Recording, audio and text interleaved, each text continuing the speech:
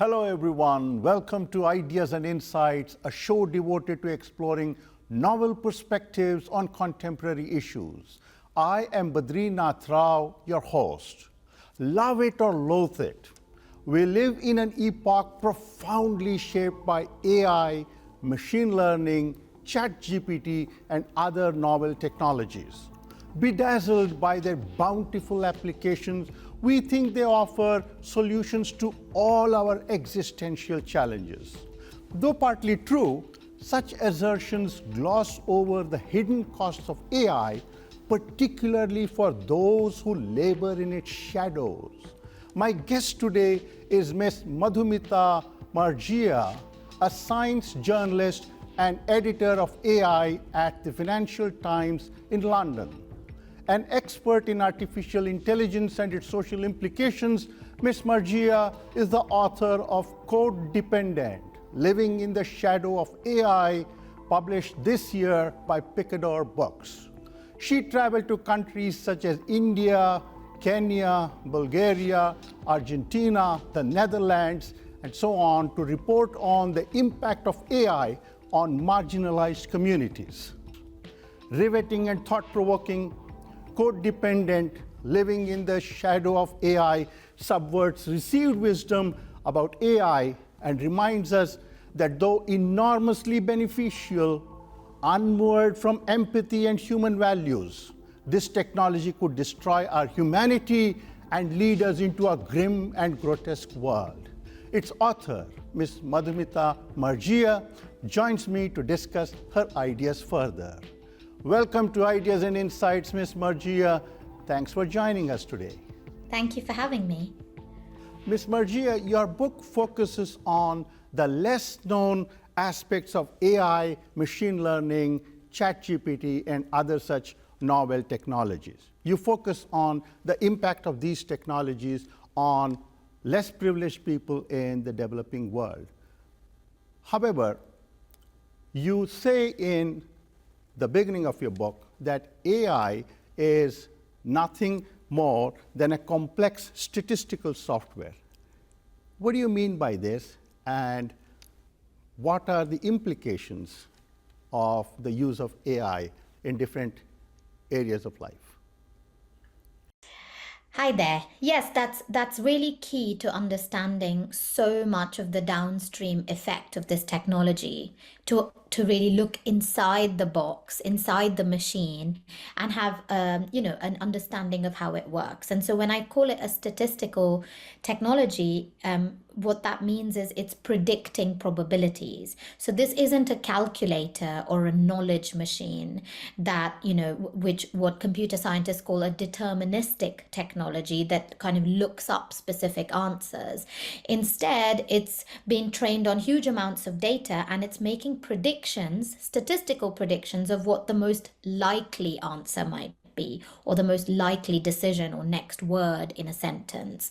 And so if you understand that it works that way, then it's clear that it doesn't always give you the right answers, but only what it thinks are the most likely or probabilistically accurate answers. And that's why we have errors that show up in these systems, and hallucinations, as they're known, which is essentially fabrications or made up facts and numbers, because we have to always remember that it's probabilistic. It's a predictive technology and not a calculator. Early on in the book, you introduce your readers to the huge amount of back-end work that goes into the creation of AI technologies.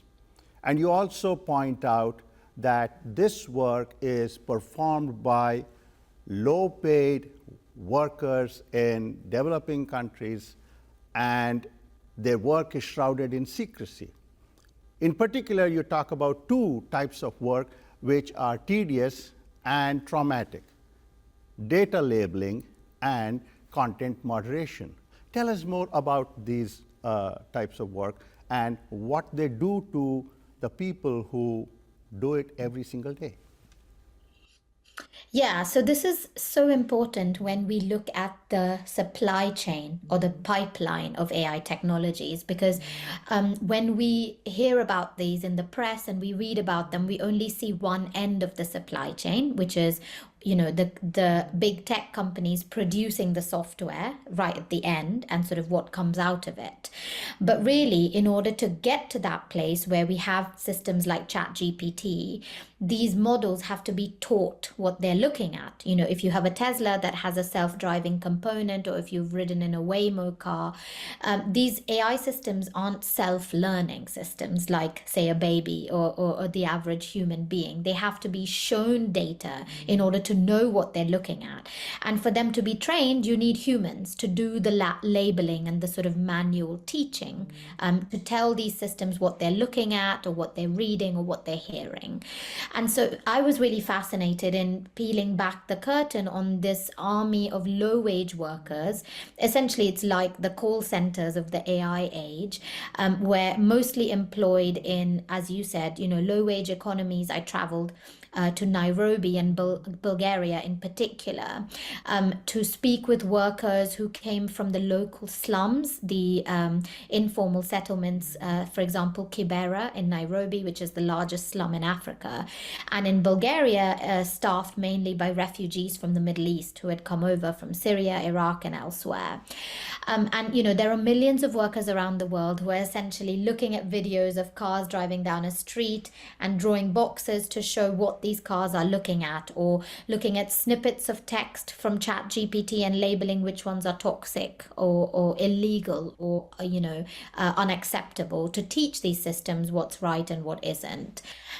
With content moderators, like you mentioned, that's a far more traumatic job, because they're not just labeling text or images that are sort of neutral, like cars driving down a street, or geospatial images, but really are looking at the worst content on social media, the dregs of humanity, images of beheadings, war, torture, bestiality, child pornography even, and their role is to be human filters and to teach algorithms at the same time what is unacceptable for us to have on the internet.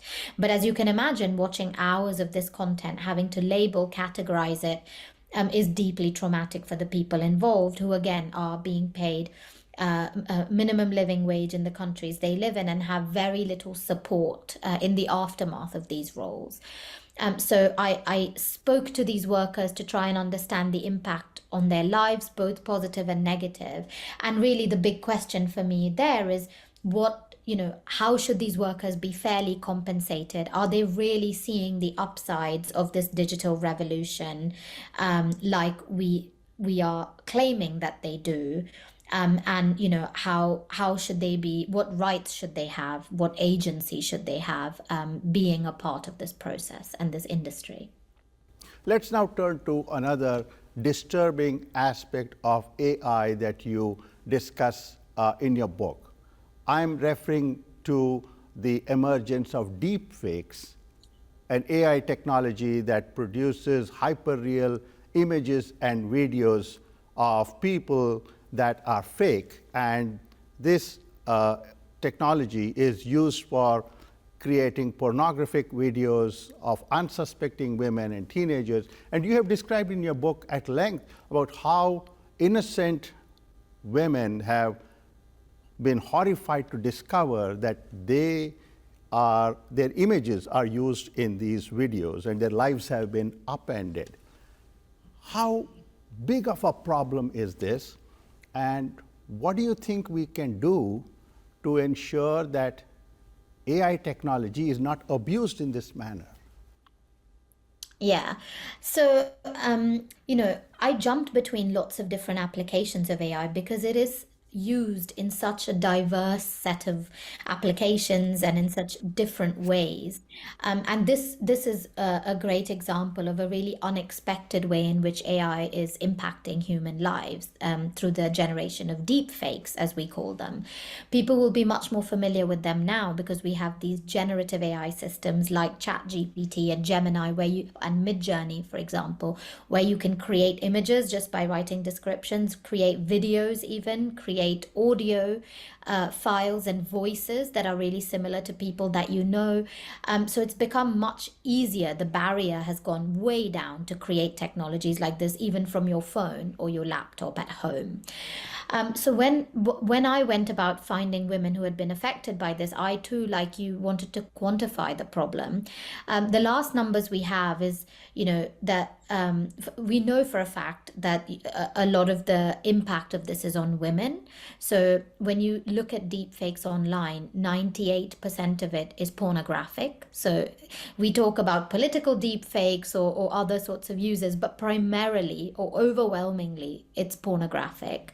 And of that, almost that same amount, 98, 99% is of women.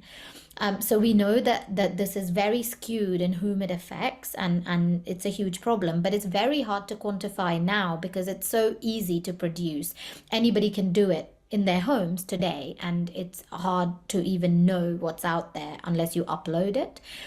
So it's a difficult problem to quantify, but it's clear that most of what's being produced by these AI image generators is pornographic, is of women, ordinary women, not necessarily celebrities, who have no idea it's happening. And the real question for me was, there were two dual questions. One was, what's the human impact of this, which is why I spent time particularly focused on two women, to really get into their stories. One of them is quite a well-known poet in the UK who writes books and is a lecturer, and another who is a student in Sydney, and to really get into sort of their psyche and to understand what it feels like to have something like this happen to you, where even though it's not real, it feels real because of how visceral it is to see videos of yourself doing something so shocking and horrific as having intercourse with a stranger, which they both had to deal with. So one was that, to really to look at the quantitative impact, the qualitative impact really on women. And the second was to figure out why, what you can do about it. And I think the question most women who read this have had for me is, so what if this happens to me? How do I fix it? And I think that's the core problem with, and this is actually translates to issues beyond deepfakes as well with AI, which is there are no regulations in place for people to fix this. We will get into the question of regulating AI momentarily, but let me ask you a related question. Just as problematic as the menace of deepfakes is, we also have an AI-enabled technology which is creating havoc across the world, and I'm referring to facial recognition technology. You've spoken at length about this and explained how it is used for surveillance across the globe in authoritarian regimes and democratic regimes as well, and how it has curtailed the freedom of people to express themselves, to voice their opinion, and so on. In fact, you talk at length about how China has used facial recognition technology to monitor the activities of the Uyghurs in Xinjiang province. The question then again is, what can we do about this, and how widespread is this issue? Yes, so I think facial recognition is very interesting because it's used by those who are meant to protect us, right? Law enforcement and national security, and it's supposed to be a way for citizens to feel safe. But for me, the primary issue as I explore this is that it remains a flawed technology.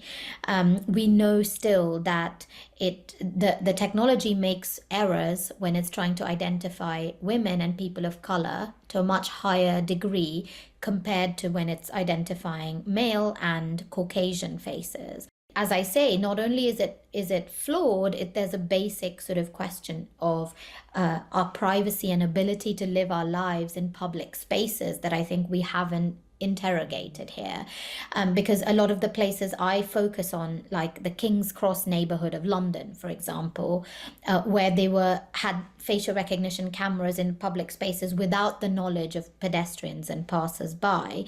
we're now at a point where you are no longer a private citizen who can go about your daily life expecting to be anonymous. And I think there are, beyond just being identified, there's much kind of deeper question there about what kind of society we want to live in, if nothing we do in public is anonymous any longer and everything can be traced back to me as Madhumita Murgia. And of course this can be abused. I think the biggest fear, particularly if you're a journalist in a certain part of the world, if you're a political dissident, an activist, a protester, is today you might feel, be on the right side of the technology, but tomorrow when the rules change, when you have a new regime, a political regime, or you somehow occupy a community that needs to be surveilled further, you're suddenly on the wrong side of it. And just having access to this sort of data opens the doors for governments to do this at scale. So I think it really fundamentally changes our expectations of privacy in public all over the world. Let's now turn to an issue that you discuss at length in your book, and that is the use of AI technologies in different fields. It is obviously used in a significant way in healthcare. It is used in the judiciary, in law enforcement, and policing.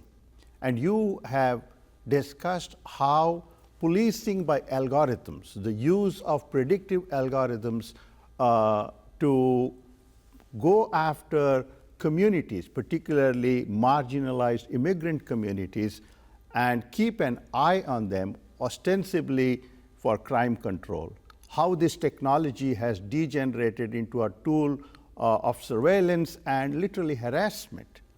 Policing by algorithms is supposedly meant for checking acts of terror, deviant and criminal behavior, and so on. So are you suggesting that in the police force, predictive algorithms should not be used? If so, what alternatives do you have in mind?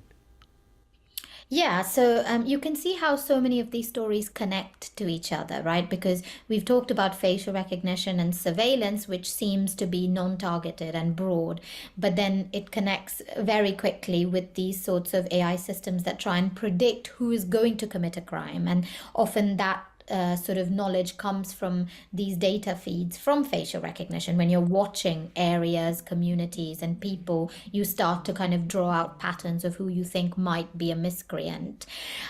So I also talk, I specifically focus in Amsterdam, as you mentioned, on a police algorithm that was trying to predict which children would go on to commit crimes, minors, 14 to 18-year-olds, right?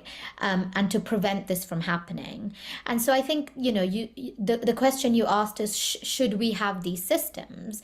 And I think this comes up with so many different AI applications where the intentions are good ones, right? So you have an intention to make a place safer. In the case of the children's crime algorithm, it wasn't to put children in jail. It was so that the city could intervene and help families, ostensibly to support them, to prevent these children from going down a path of no return that would damage their family in future. So I obviously don't have an objection to trying, to bring in the welfare state to support families that require it, to give them the help that they need. The intentions are good ones, but I think the question is, how is it implemented?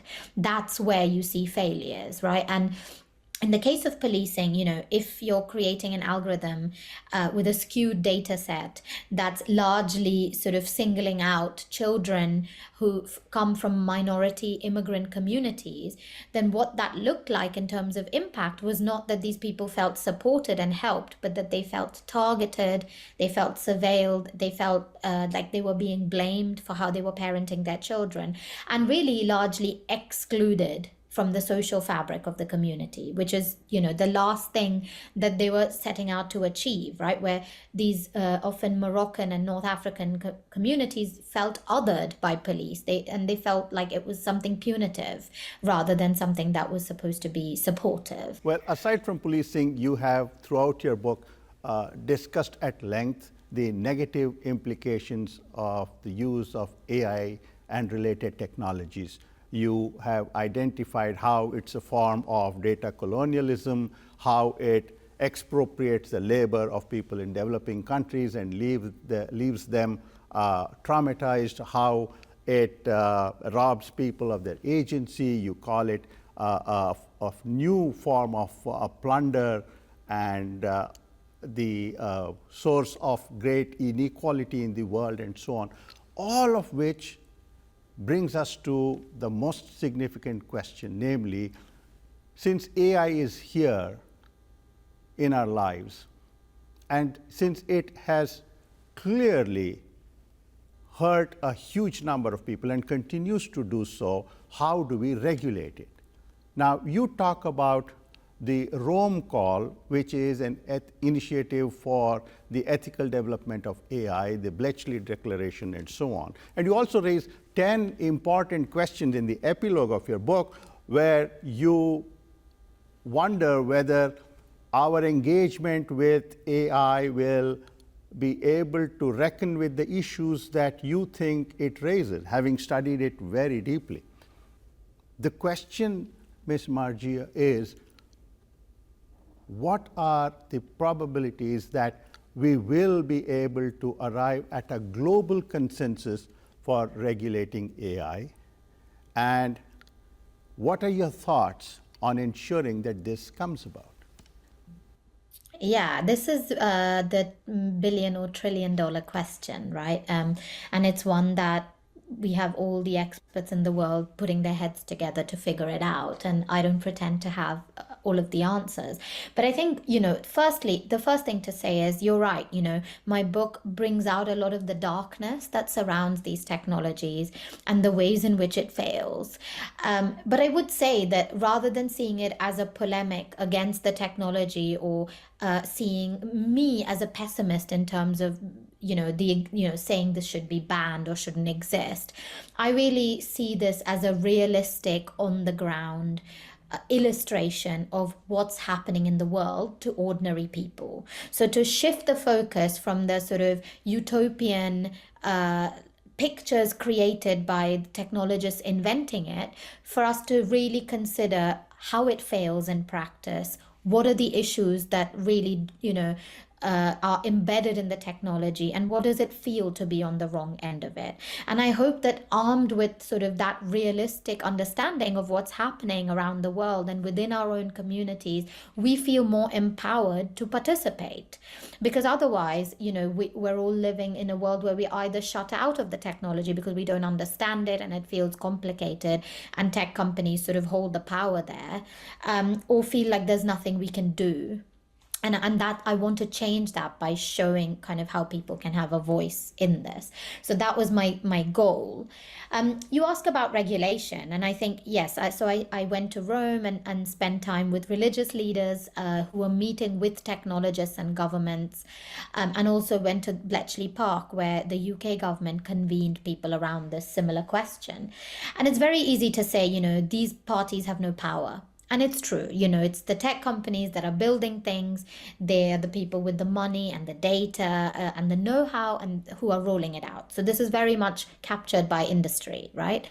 But I think it's important for other voices and communities to have views and to kind of put forward their flag here. So, the religious community felt, and it was really interesting because, I met the Pope and, he signed this declaration along with leaders from Judaism and Islam. And it's, people believe, the first time that's ever happened on any topic, when in such a fragmented world from a political perspective. So I think it's really important for us to have these other players who come in and show that we can unite as humanity to come up with what are the sort of ethical, moral principles that we value, that we want to preserve as these technologies increasingly become part of our lives. Where are the red lines? Otherwise, we're sort of walking into a situation where it's already being used in the military, in wars. Is that what we want? And so I think it's important that you have these other voices, other civil society, not just religions, of course. We need activists, we need educators, educators, philosophers, and journalists and professors like yourself, to kind of remind ourselves what matters here, and so that that can be encoded into these global rules. And although the internet is sort of borderless, and AI similarly cannot be contained within borders, it will have different applications in different cultures and markets. What it will be used for in India will be very different from how it manifests in the NHS in the UK or in the privatized system in the US, right? So I think you do need to have different governments who will come up with their own laws. But I do believe that we can have sort of global agreement on what lines, like we have had with nuclear disarmament and, other technologies in the past, that we won't cross. And that we can all agree, that we want to preserve humanity's dignity, rather than giving everything over to automation. So I think we need both. You have provided an extraordinarily interesting account of the negative implications of AI, and you have also started a conversation on what it takes to come to terms with its negative externalities and how we might regulate it. As you pointed out, this is not an easy question, but we have to start somewhere, and you have done a great deal of service through your book in initiating this conversation. Ms. Margia, thank you so much for taking the time to talk to us. I appreciate your time and your insights. Thank you so much. That's it for today. Join us next week for a new episode of Ideas and Insights. We would love to hear from you about this episode. You can email us at ideasandinsights@wgte.org. Remember, you can access Ideas and Insights anytime by visiting our website, wgte.org/ideas and insights. Thanks for joining us today. We will see you next week. Until then, goodbye.